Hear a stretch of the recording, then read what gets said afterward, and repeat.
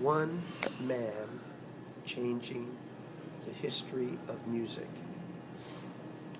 This is a tribute to Louis Armstrong, who grew up in New Orleans in the red light district. And this is the beginning of jazz. Up to this point, the popular music during that time was called ragtime music. And people would dance what they called a cakewalk. But all the notes were straight.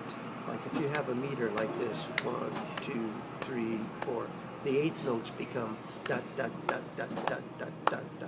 So you hear the entertainers go da da da da da da ba ba ba ba. It was all straight, all mathematical.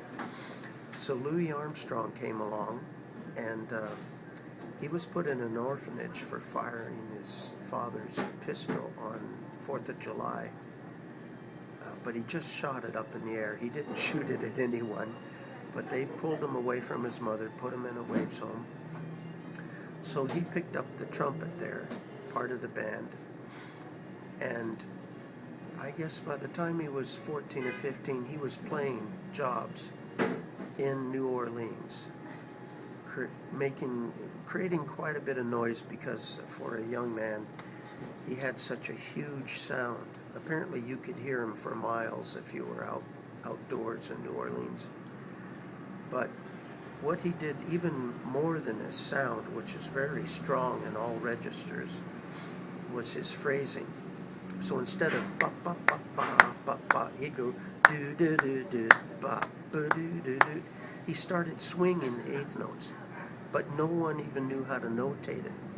And you can't really notate it today. So everyone's trying to figure out where he got this phrasing from.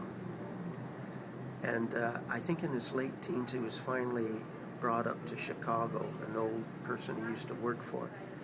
And so he taught Chicago how to swing. Everyone would come to those jobs just to hear about this new kid on trumpet.